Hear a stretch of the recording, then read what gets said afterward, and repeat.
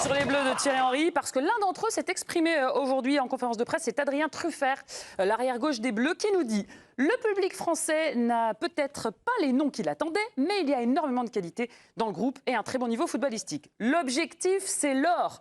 Bien sûr, on connaît les difficultés qu'on a eues pour construire ce groupe, mais il y a de quoi faire de belles choses. Si on vous dit qu'on a des objectifs élevés, c'est qu'on sait de quoi on est capable. La question est toute simple. Est-ce que vous voyez les Bleus champions olympiques, les Bleus du foot? À cette question, deux chroniqueurs ne sont pas d'accord. On a encore un duel. Dave Apadou y croit. Oui, les Bleus du foot seront champions olympiques. Non, nous dit à ses côtés Tidiani, le pessimiste, l'homme en noir, toujours. On est cohérent, pessimiste. On t'a dit qu'il y a la maison de la performance. Reste cohérent, de bout en bout. Qui commence, l'optimiste ou le défaitiste? L'optimiste. Ah, Dave Apadou, 30 secondes. J'ai pas besoin de micro cette fois. Oui, j'y crois très fort à cette équipe. On les a vus en préparation sur la chaîne. C'est une équipe qui a beaucoup de qualité, qui développe beaucoup de jeux, ce qui nous change par rapport à certaines équipes de France, suivez mon regard. C'est une équipe qui est rassemblée déjà depuis plusieurs semaines, ce qui va donner un avantage terrible par rapport aux adversaires qui, eux, sont réunis un peu dans les derniers jours. Et on sait la difficulté de réussir un collectif. Ensuite, j'ai regardé les adversaires. J'ai pas vu d'équipe de super team. J'ai pas vu du Brésil niveau 2016 à domicile. Donc, à mon avis, les Bleus ont toutes leurs chances. Tidiani, pourquoi ils n'ont pas leur chance? Parce que je pense qu'à un certain niveau, l'improvisation et les choix qui sont effectués par dépit pendant toute cette préparation ne peuvent pas être sans conséquence sur ton ambition. La façon dont cette équipe s'est constituée au gré des désistements, le fait qu'elle manque de repères, même si c'est vrai qu'elle s'est réunie avant la compétition, le fait qu'en termes d'individualité aussi, on n'est pas ce qu'avait l'Argentine en 2008 avec Messi ou alors le Brésil avec Neymar un petit peu plus tard. Tous ces paramètres, selon moi, conditionnent tes chances au rabais. Pour l'or. Pour l'or, pas pour la médaille. On a parlé d'or. Vous votez sur les réseaux sociaux, vous scannez le QR code, là, je sais pas quoi, vous vous débrouillez en tout cas pour donner votre avis sur celui qui vous a le plus convaincu. Président, il y a une petite tendance là? Oui, j'ai une tendance, mais Tidiane, c'est un pessimiste. Toujours. À la maison, c'est terrible. Hein. Il s'habille toujours en noir, regarde. C'est incroyable. Il y a du soleil, il prend un parapluie quand même. Voilà, il a toujours un parapluis sur lui, d'ailleurs. Mais je sens le même venir. Mais donc, non, parce que j'ai trouvé ces arguments. Non, mais ces arguments étaient intéressants. Ça, je peux tout à fait les entendre. Mais dans ces cas-là, j'aurais bien aimé que tu me donnes un favori par rapport à l'équipe de France. C'est pour ça, j'ai regardé. Et c'est pour ça que je vais quand même pencher du côté de Dave. Je peux te donner 4 équipes qui ont pour moi au moins autant. D'accord, alors vas-y. Tu donnes quand même le point à Dave avant? Je donnerai à Dave. L'Argentine, le Japon, l'Espagne et je rajoute le Mali. Le Japon qu'on a trimballé pendant les 3 quarts du match, là, tu les vois au-dessus des Bleus. Non, l'Espagne, on peut en discuter. Parce que c'est vrai que l'Espagne, déjà, les clubs ont libéré leurs joueurs. C'est une équipe qui est un peu plus solide, peut-être. Voilà. Non, donc oui, c'est pour ça que l'Espagne, on pouvait peut-être l'imaginer. Pour le reste, il y a pas mal d'équipes qui se sont retrouvées aussi à poil. Hein. Tu vois les États-Unis, qui avaient quand même pas mal de bons joueurs qui jouent en Europe. Finalement, ils n'ont pas eu l'accord. Par contre, la MLS les laisse partir. C'est complètement différent. Après, tu parlais du Mali. Comment ils sont préparés? Tu connais les conditions d'entraînement et de préparation de ces équipes-là, à qui on n'a peut-être pas donné tous les moyens, surtout dans un contexte de fédération très compliqué au Mali. On sait ce qui se passe en ce moment, c'est absolument n'importe quoi. Un président en prison, des joueurs le capitaine de l'équipe A suspendu et les coéquipiers décidant de faire union autour de lui. On ne va pas remettre les pieds dans l'équipe nationale. Donc c'est un contexte un peu particulier. C'est une sélection qui, dans les catégories de jeunes, c'est vrai, tout à fait, très bien. Tout le temps, ça c'est vrai. Donc, ouais, c'est pour ça que je vais donner mon point. Par manque d'adversité, on va dire.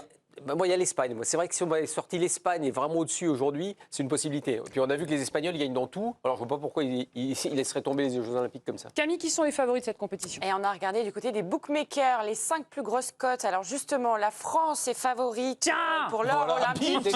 Mais juste, ça se joue à pas grand-chose. Juste devant l'Espagne, avec la pépite qu'on a envie de revoir, Pau Cubarsí. Et 3e favori, l'Argentine d'Alvarez, qui vient de remporter la Copa América. Il ne faut pas oublier le Maroc d'Achraf Hakimi, qui est quand même moins bien coté que le trio de tête. Et puis, pour compléter, il y a le Paraguay. Alors, la cote est bien plus élevée, à 20. Vous voyez l'énorme différence. C'est sacré, le Paraguay. On va vous inviter un petit peu quand même au débat du côté droit de la table. On y croit pour être champion olympique. On vise l'or pour les Bleus de Thierry Henry ou absolument pas? Pour moi, c'est un grand oui. J'ai du mal à entendre l'argument comme quoi, c'est pas les noms qu'on voulait. On a une équipe au rabais. Moi, je suis pas d'accord avec ça quand on regarde un peu les individualités. Oui, mais je suis pas d'accord avec lui. Quand on regarde les individualités de cette équipe, moi, ça me plaît. On parle On parle de Loukeba qui est quand même indiscutable du côté de Leipzig. On parle d'Enzo Mio qui a été énorme du côté de l'Allemagne. On parle de Olysée qui est quand même aux portes de l'équipe de France.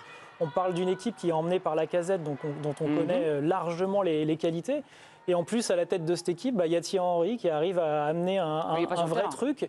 Et même auprès du public. Alors, il y a souvent ce débat, est-ce que le foot est un sport olympique ou pas?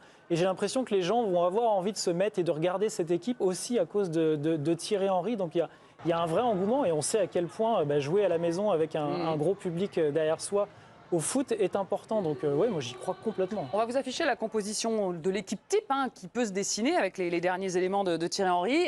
David Aiello, est-ce que vous y croyez avec cette équipe? Est-ce qu'il y a des grands noms ou est-ce que vous êtes un peu déçu parce qu'on nous vendait à l'époque du Mbappé, du Griezmann?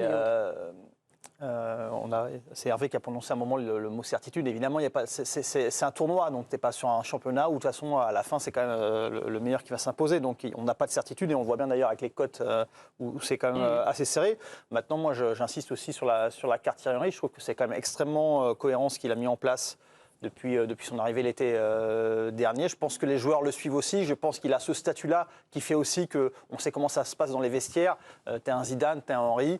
Je pense qu'il a aussi appris de son expérience à Monaco par rapport à ça, sur le fait qu'il n'avait peut-être pas le bon discours à ce moment-là. Ça s'entend beaucoup. Oui. Il a d'ailleurs, ça s'entend avec les joueurs, ça s'entend également dans ses prises de position, dans ses conférences de presse, où il est beaucoup plus pédagogique, didactique et il se met beaucoup plus au niveau. Donc moi, je pense qu'il va être capable effectivement de fédérer, de porter cette équipe-là qui, quand même, et on le voit, est un 11 qui tient largement la route. Comment ça s'est passé la campagne de qualif, pas de qualif, mais de préparation olympique pour les Bleus de Thierry Henry? C'était sur la chaîne L'équipe. Oui, bien sûr. Et déjà, on avait joué les États-Unis qu'on va retrouver en premier adversaire fin mars, qui s'était soldé par un nul 2-2. Alors les Bleus qui s'étaient montrés bien supérieurs dans beaucoup de domaines face à leur futur adversaire du tournoi olympique, mais qui avait craqué un petit peu en fin de match. Thierry Henry qui avait quand même été très confiant à l'issue du match.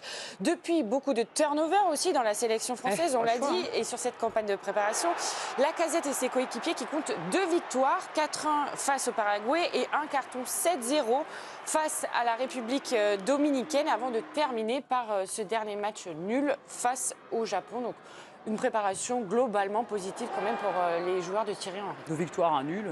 Ça n'a rien à voir avec 2021 quand même. Où là, non, mais voilà, exactement. On n'est pas du tout dans la même situation où là, ça a été quasiment injouable. En fait, le parallèle, c'est juste qu'effectivement, tu as eu des allées et des venues et qu'il n'a pas eu l'équipe qu'il aurait voulu faire. Mais quand tu compares le matériau... de toute façon, qu'on voit les autres, à part l'Espagne, on peut en discuter d'Espagne, mais pour le reste, ils sont tous dans la même situation. Et en plus, depuis le début, il a quand même, dès sa prise de fonction, installé une idée de jeu, un système de jeu, etc. Il y a de la continuité, ce qui fait d'ailleurs qu'au gré des allées et venues et des désistements, tu n'as pas vraiment de baisse de niveau, puisqu'il y a une espèce de continuité. Donc, encore une victoire de Kylian Mbappé, le défaitiste de l'équipe du Sud. C'est fou, on va plus l'inviter. C'est incroyable.